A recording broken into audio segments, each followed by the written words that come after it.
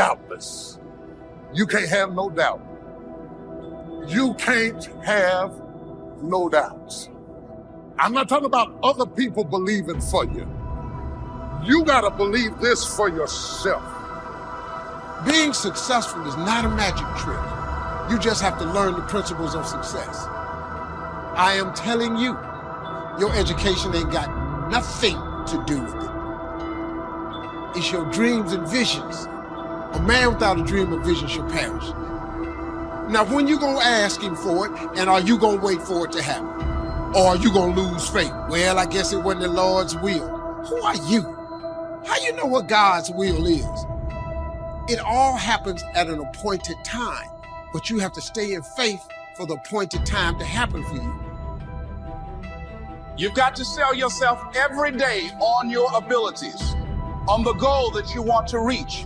You can learn all the techniques in the world. If you don't believe in yourself, it won't happen for you.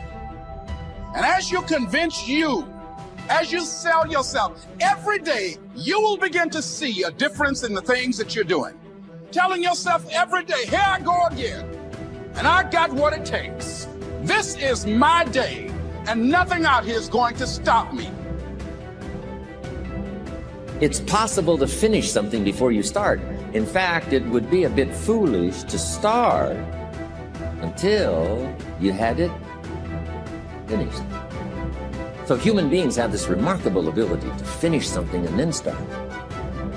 We've heard the old expression, don't count your chickens until they're hatched. Say, no, we have the ability to count our chickens long before they're hatched. Because we know, we have faith, we believe. We use the law of averages. There's bound to be at least so many. Out of every dozen, out of every 100, out of every 50. So it's possible to see the end, then begin.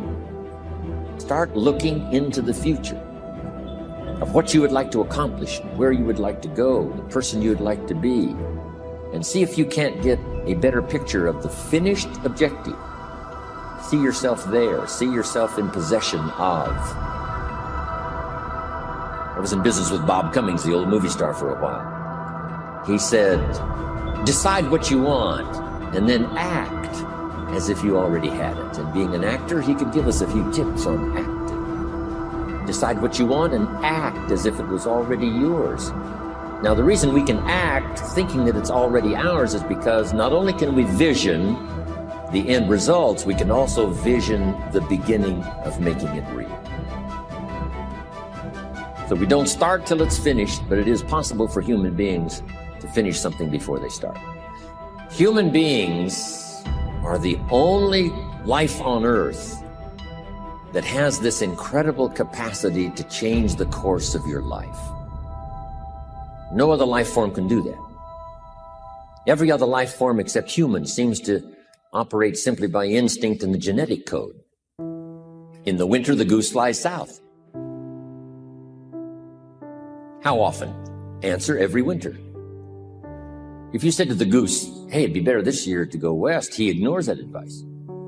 And the reason is because he cannot make choices and listen to advice of something that might be better. He has to obey instinct and the genetic code. But now jot this down, not human beings. Human beings can alter the course of their life. Human beings can live one way for 5 years, tear up that script, live a totally different way the next 5 years. The first 6 years of my economic life, I wound up broke. The second 6 years, I wound up rich. Someone says, how did you do that? Here's number one. I discovered I was not a goose. Someone says, don't you have to do the second 6 years like you did the first 6 years? And jot this down. No. No, you don't have to live the second 6 years like the first 6. You can use all the information and all the advice and repairing all of your mistakes and adopting a new and refined philosophy so that the next 6 years can be totally different than the last 6. Are you letting your circumstances talk you out of what God put in your heart? Now you've quit believing? God still wants to bring it to pass, but you have to get in agreement with Him and say, God, I still believe it can happen. The odds are against me, but I still believe I can accomplish my dreams. I was raised in dysfunction, but I still believe I can set a new standard. Thoughts whispering, You'll never meet the right person. You can't pass that college course. If you start dwelling on it, these problems are so big. I don't see how it can work out. Before long, you'll be negative. Don't take the bait. Those are lies to try to defraud you out of your purpose. Do yourself a favor, ignore it. Just say, no thanks, I still believe. Faith is the belief in things that you cannot see. You can never lose faith. When you don't see no way how, you have to buckle down and keep believing. God is always coming. No other life form can do this. See, if you were a tree, you'd be stuck. As a tree, if you used up all the nourishment that was around you and you couldn't change location, see, you would die. But that's not true. Human beings can change location, go north, south, east, west, live here for a while, live somewhere else for a while. So that's a note to make. You can greatly alter the course of your life. Now here's the next note to make. 5 years from now, you will arrive. The question is where? This is for mature people now. If you keep up your present disciplines and keep up the present pace that you're on, where will you be in 5 years? Boy, it's easy to say, hey, I haven't really thought about that. So now make this note. In 5 years, here's the probability. You will either arrive at a well-designed destination or an undesigned destination. Well-designed or undesigned. And I promise you, 5 years from now, you really don't want to arrive at an undesigned destination. Because you may very well wind up wearing what you don't want to wear, driving what you don't want to drive, living where you don't want to live, maybe doing what you don't want to do. Simply because you didn't design a better destination. Key phrase, up front, the decisions are easy. Now, sometimes after we've lived a few years now, to repair our mistakes and get back on track seems like a tough job. If you've messed up your health for 10 years, I'm telling you, it takes more than 10 days to get it back. But here's the key, and it's so exciting to talk to the teenagers. Make the note, if you start early, the fortune belongs to you. If you start early. All fortunes that are available to humans, if you start early, the promise looms large and the odds are heavy in your favor. Now, yes, it's possible to do some radical things starting late and still arrive with some good treasures and some good things. But when you haven't got that much time left, now sometimes the decision has to be so drastic, people are not willing to make it and they're too tired and too weary and too ill. And say, look, I don't have much time left. It's not going to happen for me anyway. It's easy to take that attitude.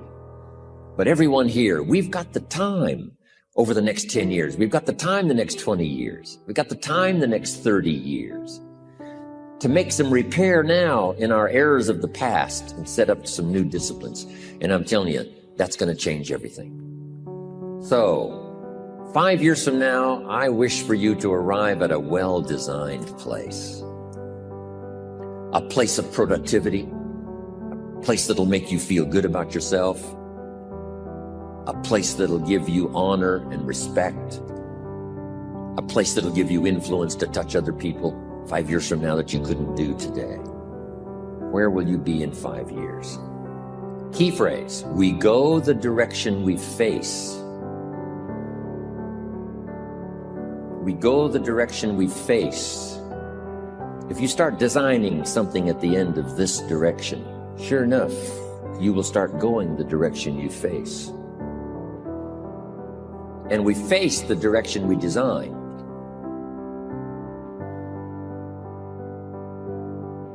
Don't get talked out of what you're believing for. You had every right to give up. The setback should have talked you out of it. You haven't seen any sign of things changing. All the facts say it's impossible. Your attitude is, that's okay. God can do the impossible. Don't get talked out of your dreams. The disappointment is not going to cause you to get discouraged. The people who don't believe in you is not going to dampen your faith. The environment you were raised in is not going to stop your destiny. Your time is coming. What God put in your heart is still on the way. Guess how quickly you can change your health? By starting to eat an apple a day. Mama said an apple a day keeps the doctor away. Let's say you've been ill long enough, and you've had health problems long enough, and you say, that's it. That's over. I'm going to now start a program. You don't have to really revolutionize your whole health life. Just start with an apple a day. You say, well, is it that simple to change your health life? And the answer is yes. The key is just to start. You know, you pick up a book on good health and you get halfway through the book and it says, now, dear reader, set this book aside, fall down on the floor and see how many push-ups you can do. And then it goes on to say, and if you have not done that, why not give this book away? It looks like you're not going to do it. Come on, you don't have to radically do something. You can gain momentum and make changes as you go. Just start. Here's what happens when you start a new direction. Self-esteem starts to accelerate. It doesn't take much for you to feel good about yourself. Just committed to a new direction and you feel good. And an apple a day, committed to finally having a health program that'll make you the healthiest you've ever been in the next 20 years. All you got to do is munch on that first apple, and nobody even has to be around you, and you don't have to announce it to the world. But you munch on that first apple and say, this is the beginning of developing a health program that's going to make me so healthy I'll have the vitality to do whatever I want to do for the next 30 years of my life. Munch, munch, happy, happy, self-esteem off the scale.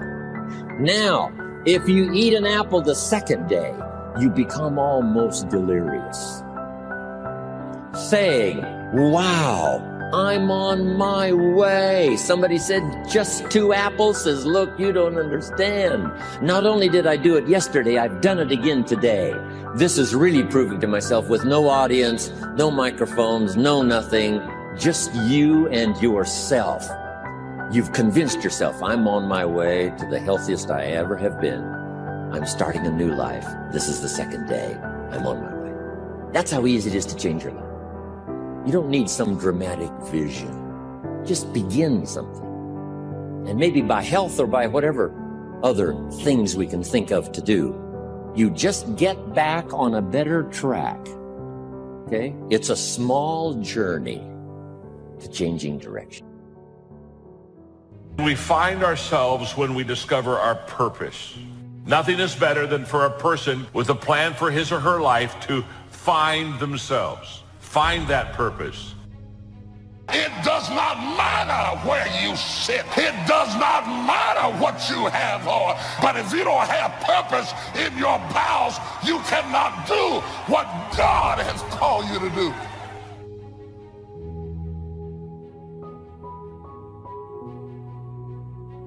It's what makes you solid. It's what makes you secure. It's your mooring. It keeps you just exactly where you need to be so that you can accomplish what you want to accomplish. To discover your purpose, to find yourself. What a wonderful thing. That's what our subject is about today. But if you don't have the tough tenacity, God-anointed, purpose-driven life, you will give up and walk away. But there are some of us that have nothing to walk away to. If it's fight, we just got to fight. We're like the woman with the issue of blood. If I have to crawl to get there, then I'm getting on my knees. I still got to go. But there's a second challenge. Once we find our purpose, discover why we're here, there's a second challenge that we have, that we face, and that is to lose ourselves. And we lose ourselves when our purpose becomes bigger than us. To find a purpose, how important. But then to take that purpose and place it in a position with people that has eternal factors involved is to lose yourself and to go to another whole level of life and another level of living. Very few people find themselves and lose themselves. Place that purpose in a position that is so much bigger than us that we can literally lose ourselves in the process. In a time of change that's taking place around the world, in a time when people are feeling a great deal of anxiety and fear and reservations about the future, at a time when people are going to work and don't know whether or not they will have a job when they get off, and not necessarily because of their performance, but because of what's happening in the economy, at a time when there are challenges more so than ever before in personal relationships, that many times I'm sure that We've all taken time just to stop and reflect many times when we hear what's happening in the news or read the newspapers. And so I think that now more than ever, we must begin to look at what are the things that we can do will enable us to do some things and use some powers that we have that many of us go through life never ever discovering that we have those things going for us. And part of that, I believe, is knowing what it is your life worth. What is it that gives your life a sense of meaning and purpose? Because once you find that, it puts you in your power place. See, if you know what your life work is, I encourage you to start working on it. If you can't do it all at one time, do just a little bit of it. And if you don't know what it is that you showed up to do, if you don't know why you're here, I encourage you to find out what your purpose is here. What is the meaning of your life? Once you identify it, you have to invest in it. You have to support it. You have to put yourself in an environment where you can shine. So the first question we have to ask ourselves this morning is, how do we find ourselves? That's challenge number one. And we find ourselves when we discover our purpose. The world is so full of apathy. It's so full of average. A person with passion always stands out. It sets us apart. It sets us above the crowd. That once you have passion and once you have a sense of energy in your life, it just sets you apart. It distinguishes you. It already gives you what I would call a head start in success in life. There are way more followers in the world than there are leaders. Never assume people think of you the way you think of yourself. What perceptions are you creating? If you're going to put these negative perceptions out there about yourself, at least be conscious of them. So I'm saying that we have to work through the challenges of life in learning how to begin to work to fortify ourselves. I can live my dream. I can find my purpose in life. I deserve more for myself. Just start working at it just a little bit, but do find out what your work is and hold on to it and don't let your dream go. Don't let it go. Why is it that most people don't pursue their dreams or don't do better than what they're doing if they're capable of doing it? I think that many of us don't go the next step because we don't know what to do yet. And I say that the reason that we don't even explore the possibility of what to do is because subconsciously we don't believe that it can happen for us. We don't believe that we deserve it. So let's talk about it. Never assume people think of you the way you think of yourself. Once you decide to put these perceptions out there in the universe, if you're not content with the way most of the people think of you, now you're on a mission to change those perceptions. When you change those perceptions, people are going to either decide to roll with you or not. You have been blessed with so many gifts and talents, natural gifts, that if you unleash everything that you're capable of doing on the world at one time, it's going to be overwhelming. It's going to be too much. You are a gift from God. You have so many talents. If you drop too much on people at one time, it's going to be overwhelming. There are going to be plenty of times in your life when you're not happy. There might be years. And so it's a shallow boat in a very rough ocean. Happiness is something that descends upon you. Everyone knows that. It comes upon you suddenly. And then you should be grateful for it because there's plenty of suffering. And if you happen to be happy, wonderful. Enjoy it. Be grateful for it. And maybe try to meditate on the reasons that it manifested itself. Because it can come as a mystery, you know. You don't necessarily know when you're going to be happy. Something surprising happens and delights you. And you can analyze that. You can think, well, I'm doing something right. I'm in the right place right now. I've done something right. Maybe I can hang on to that. Maybe I can learn from that. What you should be pursuing instead is you should be pursuing who you could be. That'd be the first thing. It's like, because you're not who you could be, and you know it. You have guilt and shame and regret. You berate yourself for your lack of discipline and your procrastination and all your bad habits. You know perfectly well that you're not who you could be. And God only knows who you could be. And so that's how you should be that's what you should be striving for. And associated with that, you should be attempting to formulate some conception of the highest good that you can conceive of, that you can articulate. Because why not aim for that? Your life is short and it's troublesome. And perhaps you need to do something worthwhile with it. And if so, then you should do the most worthwhile thing. Figure out what that is for you and to dispense with those parts of you that are unworthy. And then maybe, if you're fortunate and you do that carefully, then happiness will descend upon you from time to time. And that's the best you've got. And then also perhaps during sorrowful times, the fact that you've strengthened your character and that you're aiming at the highest that you can conceptualize, that'll give you the moral fortitude to endure without becoming corrupted during those times. So here's what I'm suggesting. How much time do you spend working on you? How much time do you spend every day working on your dream? In the last 90 days, how many books have you read? In the last year, what new skill or knowledge have you acquired? What kind of investment have you made in you?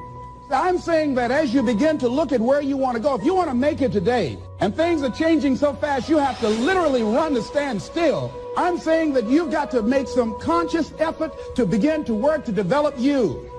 Dream, and I'm here to tell you there are a whole bunch of you out there. You're adding value to the dream of somebody that you're working with. You're making a difference. So your purpose may not be just for personal use. It may be for corporate use or collective use. It may be bigger than you. Does that make sense?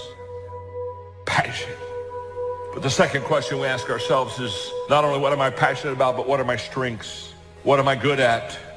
What is my spiritual giftedness? Because when God created you, he gave you gifts, spiritual strengths to enable you to find and fulfill your purpose. Disciplines undone in the future give us poor results. Discipline managed well gives us good results. We're affected by our dreams, our vision of the future. You want to make sure that the greatest pull on your life is the pull of the future. Some people live in the past and let their life be continually pulled and influenced by the past. And yes, we must remember the past and review the past to make it useful to invest in the future. Make sure that the greatest pull on your life is the pull of the future. If you're skimpy on your dreams, that isn't very well planned, then it doesn't pull very hard. Then you have more of a tendency to be pulled by the past or to be pulled apart by events or circumstances. So in order to save yourself from being pulled apart by distractions or pulled back to the past, you want to now start really designing the future so that the greatest part of your attention and pull, like a magnet, pulls you forward into the future to accomplish your goals. Goals are like a magnet. They pull, and the stronger they are and the more purposeful they are, the bigger they are, the stronger they pull. If you have excellent goals, here's what they also do. They pull you through all kinds of down days, down seasons. They pull you through distraction on every side that says, look here, look here, look here. Strong, powerful dreams like a magnet pull you through that. Some people get swallowed by the disaster because they have nothing on the other side of the disaster to pull them through. At the other side of the difficult time, at the other side of the down time. If you've got plenty out there to attract and pull, it'll pull you through all these things. And very little of it will attach itself to you. You'll be able to get through some of the most difficult times if you have this spectacular vision ahead of you of where you're going and what you're going to accomplish. Getting through will be easy.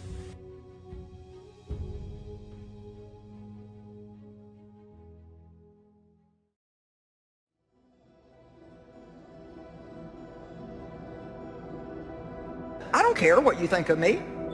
Your opinion of me does not matter at all. Well, you got to know your heart pretty good to be able to say that. Be careful what you speak. Ex-boyfriends, ex-girlfriends, ex-wives, ex-friends. They are speaking negatively about you, but don't join in. Protect yourself. Cover your tracks. But be careful what you speak, because you are empowering negative behavior. I believe that some of the worst pain that we experience in life comes from people falsely accusing us and judging us. When they don't know us, or they don't know anything about us, and they don't bother to find out, they just take a look and have an opinion. How many of you have ever been hurt deeply by someone who judged you and criticized you, and you just thought, you don't even know what you're talking about? Well, one of the best ways to keep those kind of things from happening to us is not to dish it out to other people. Who are you to judge? God has a job to do. Let him judge. Who are you to judge? You are being judged for judging. We all have to speak upon negative things and negative people, but try your best to pray for your enemies. Try your best to speak positivity and hope and saying, you know what, I don't like what you're saying and I don't like what you're doing, but I'm going to continue to pray for you. I'm going to continue to hope and speak blessings and opportunities in your life, because maybe you're bored That's why you continue to just sit around and do and speak negative things. They say there's power in the tongue. So if you have power in the tongue, if you continue to speak negative things about people that are doing negative things to you, you are empowering their negative behavior. You'll notice that that negative behavior won't go away. If you speak it, someone will be it.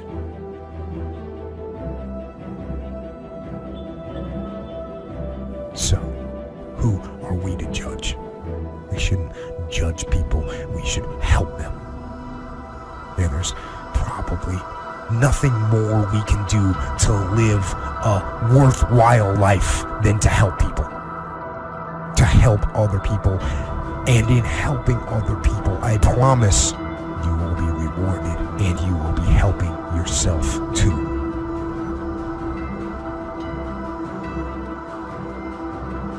We see men tested beyond anything we can imagine. And still they overcome the pain and the suffering and the fear. And yet we can't get ourselves out of bed in the morning. We can't move toward a goal we've set for ourselves. Don't allow that.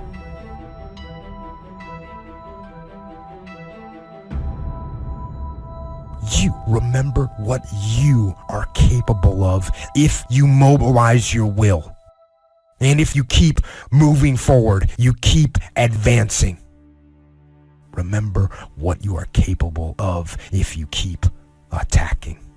And don't stop. And don't stop attacking.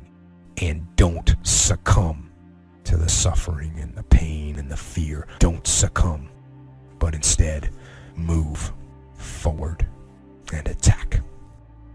Don't litigate over how much you have a right to have what I got, because until you suffered what I suffered, floated through what I floated through, survived what I survived, what you see on the outside is a reflection of the conflict on the inside. I could go home now.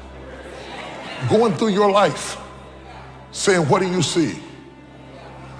Going through the trunk of your car, through your garage, through your house, what you see on the outside is a reflection of what's going on the inside.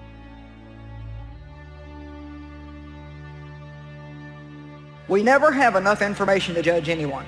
I want you to remember that. We know what we know, and there's a lot more that we don't know than that we know, usually about every individual. It's interesting to me that nobody ever judges me or nobody ever judges you if they have what you have. People only judge us when they don't have what we have, and so therefore it's not even really what the word true judgment is all about. It's just jealousy.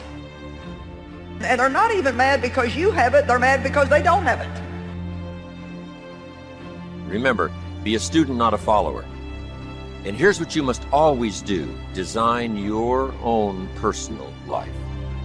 I'm very happy for people to take notes at my seminar, but I'm also just as happy if somebody says, hey, this is not for me, tear up all these notes and throw them away. That's just as valid for me. Remember, be no one's disciple. Chart your own course. Make what you do the product of your own conclusion. What I'm saying here is be your own person. You don't have to be a model of someone else. You don't have to do it like anybody else, right? Do it like yourself. Buy what you want to buy, listen to what you want to listen to, make changes if you want to make changes, and don't make changes, right? It's your life, I'm telling you. And don't let anybody persuade you any different. Success is not a stereotype. But when you continue to speak negative things about people that have done negative things to you, you are also continuing the cycle of negativity. You are speaking negative things into their life. Therefore, you are inspiring the negativity to continue. If you speak positive things into people that have done wrong by you, especially if they're continuing to do negative things to you and on your behalf, you are therefore trying to speak a positive transition from them being a negative and horrible person, you are trying your best to speak positivity into their life so that they can now start becoming a better person and a more positive person. It goes back to the saying, pray for your enemies.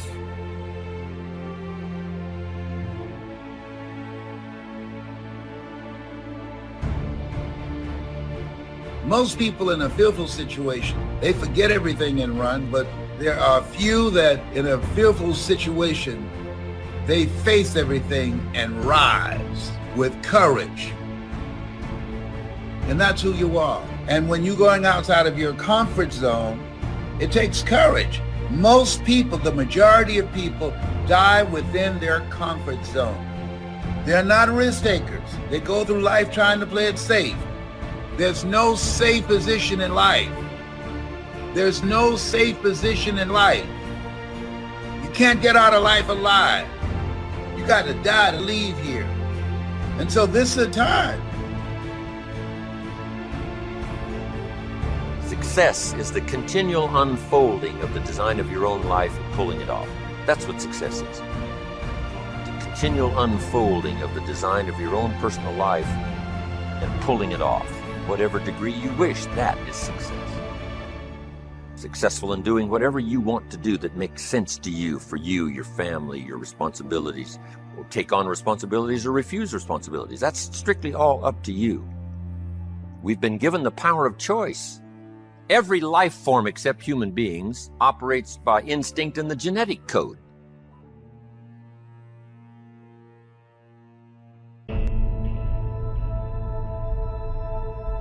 It has no multiple choice. Only humans have multiple choice. In the winter, the goose flies south. Why? Because he's a goose. If you said to the goose, it'd be better to go west this year, he ignores that advice, keeps on flying south. Why? Has no alternative, has no other way. He is only driven. All life form is driven by instinct in the genetic code except human beings. Now, why not human beings? Because here it is. We've been given the dignity of choice. We're not like a robot. We're not stuck like a tree, using up all the nourishment, nothing left, now you die because you can't change location. Not true. Humans can go north, south, east, west. Humans can change, do anything they want to do. We've been given the dignity. But here's what's interesting about all life form except humans. Every life form except humans strives to the max of its potential. How tall will a tree grow? As tall as it possibly can. You never heard of a tree growing half as high as it could. No. A tree grows as high as it can, drives down every root it can, produces every leaf it can, extends itself as far as it possibly can. Every life form extends to the max, except human beings. Now, why not human beings? Because we're not robots. We've been given the dignity of choice. And here's a couple of alternatives on the dignity of choice. To be part of or all of. You have the potential to be. And you got the choice. Do a little to make yourself comfortable and forget the rest, or do it all. And there's nobody here to dictate you got to do it all. That's nonsense. You got to be rich because we live in a rich country. That's nonsense. You don't have to be rich. You don't have to do it all. You can do a little, do some more. Take advice, but don't take orders. Take information, take training, take teaching, but don't take orders from no one that tells you how you need to live and what you need to own and what you need to do. Somebody says, well, you need to be successful. That's a personal choice, being successful. What we teach is the possibilities, then everybody chooses. Take a little, take a lot, do some, do nothing. Ignore the subject. You've got to learn to do that. Abraham Lincoln said, since I would be no one's slave, I will be no one's master. Excellent philosophy. If a guy says, hey, I'm soon cashing it in, I'm heading for the mountains, I'm going to live in a little cabin, live off the land, and feed the squirrels. If he goes and does that, guess what? He's a smashing success. Why? He's doing what he designed to do and went and did it, pulled it off. You can't say, no, that's not successful. That is the epitome of success. It's giving a design to your life and go pull it off, making progress in that direction that satisfies you. If it doesn't satisfy you, make alternatives and you change. And if you get some better ideas, sure, you may follow someone's suggestion and ideas, but not orders. Design your own life like you want it that will fit. Now, if you take on some responsibilities, now you got to consider those. Yes, you can ignore your responsibilities, but you won't feel good about that. Guess what the old prophet said? Some things that taste good now in the mouth turns bitter later in the belly. So you don't want to sacrifice. We all must suffer one of two pains. Regardless of your choice of lifestyle and what you want to do, we must all suffer one of two pains. The pain of discipline or the pain of regret. Be very careful who you judge at their low moment. You might be judging somebody right now for the battle that you're about to fight next month. Be very careful how you judge people. Be very careful how you say, oh, well, I just don't understand people who are depressed. After all, there's so much to be grateful about, and rejoice in the Lord always. And yeah, it's cool that you've got a Pinterest kind of faith right now, but something might happen in your life that knocks you off balance to the point that your stable self becomes a little bit wobbly for a little while. And you're going to want to make sure that you haven't judged people for things that you don't currently struggle with, because it might happen in your house. Amen. It creates conflict because it does not crown when you have been placed in the position, it crowns before. You're rich before you got the money. You're educated before you got the degree. You're a preacher before they ordain you. You're a husband before you find the woman. If you're not that before, you won't be after. So you have to go through a period of displacement where you have vision to function on a level and don't have opportunity, which creates frustration. Yes, it does. Yes, it does. Because you say, I feel this with everything I got inside of me, but nothing outside has acknowledged me on the level that I think on, and you don't feel appreciated because your thoughts are up here and your situation. Woo! Do you hear what I'm saying to you? And what we suggest to everybody is to consider the disciplines, because disciplines weigh ounces, regrets weigh tons. You don't want to substitute a discipline for a regret. In our opinion, that would be a poor choice. Now, you can do it, but some things are poor trade-offs. The old prophet said, what if you gained the whole world, but it cost you your soul? Would that be worth it? With a bit of intelligence, we say, no, that doesn't seem worth it. Even if you got the whole world, if you traded your soul, that experience would be so bitter and so awful and so devastating, it wouldn't be worth it. What if you got some gain by greed instead of legitimate ambition? I'm telling you, it might taste good up front, but it's going to turn bitter in the belly. And a bit of that advice saves some people from devastation. Say, well, you're right. I better think twice about that. So we must confront all laws, spiritual laws, agricultural laws, basic laws, fundamental laws. We must confront all of those. But you still now can design your own life. A little, a lot, go east, north, south. Don't put yourself in the straitjacket of something that's not to your choosing and not to your liking. Now, if you really want the prize, to become a multi-millionaire and run a company, fine. Then you got to pay the price. But hey, it's strictly up to you. There's no requirements here. Where is it written? There is no law. The key is to try to design your life. Yes, you might try something and say, hey, this cost me too much. I'm away from my family, I'm gone. So, this is valid. Little girl said to her mommy, he said, Daddy never plays with me. He comes home and he's got this briefcase and he disappears and works on his papers and tells me to go to bed.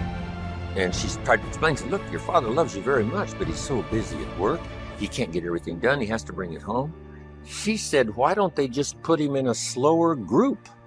If you haven't got time for your kids, you should consider a slower group. It's not the money. It's not the success. You got to make sure everything works. Not something at the expense of everything. And this something at the expense of everything turns out to be too costly. Life in its best and most fulfilled, I think, is a balancing act to make everything work. A mother's got the challenge, a father's got the challenge. And all of this in balance, it's, even the tug of war and trying to make it work as husband and wife with, little different concepts. Guy's a baseball player and gets $4 or $5 million a year, and his talent takes him 185 games, whatever the games are that they play. That's a pretty tough one to do, gone most of the time. Should he go where his talent leads, or should he work at the bank from 9 to 5?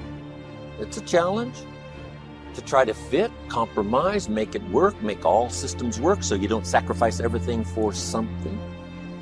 And it's all a dilemma. She says, go conquer the world and be home by 5 o'clock. And he says, well, that's a real challenge, right?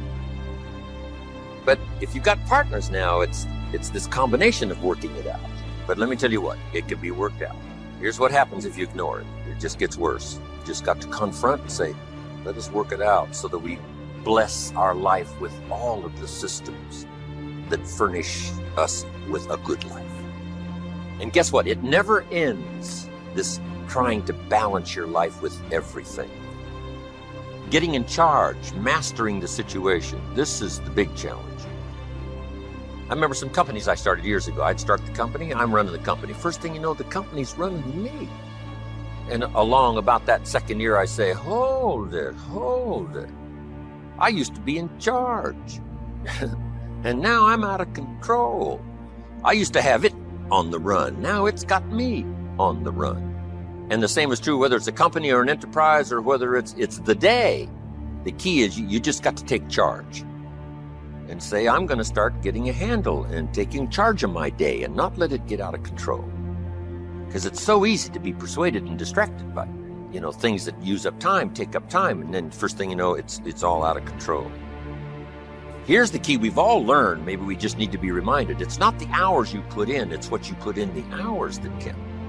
Guy comes home at night, exhausted, falls into the chair, and stop and going. Here's the key, doing what? Here's what we learned, don't mistake movement for achievement. Busy. That may not be the deal. It is the doing what that's the deal. Some people are busy all day long doing figure eights. They're not making much forward progress. Keep coming back around where they started. Learn to set goals so that you have some priorities. Priorities, constant review. Make sure it's what you really want. Let it change. Do whatever it wants to change. Learn to separate majors and minors. Here's something that requires minor time. Here's something that requires major time. Is this all helpful? Wow, I'm excited about sharing. Seeing if it'll create some value for you.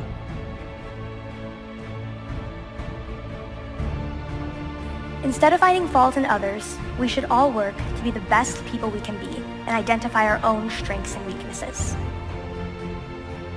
In other words, before we judge someone from our own viewpoint, we should take the time to take a very close look at ourselves, because none of us are perfect. If you make it to the end of this video, just write on my timeline, from this point on, I will be careful of what I speak. Then I'll know you made it to the end of this video. And I want you to share this video. Why would you watch this video, be inspired by this video, and decide to keep it to yourself? From this point on, I will be careful of the negative things I speak. I love you. Credit goes to our awesome patrons who make videos like this one possible.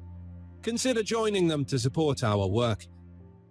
You can also support us by subscribing to our channel and clicking the bell button to get notified when our new videos are released. And as always, thank you for watching.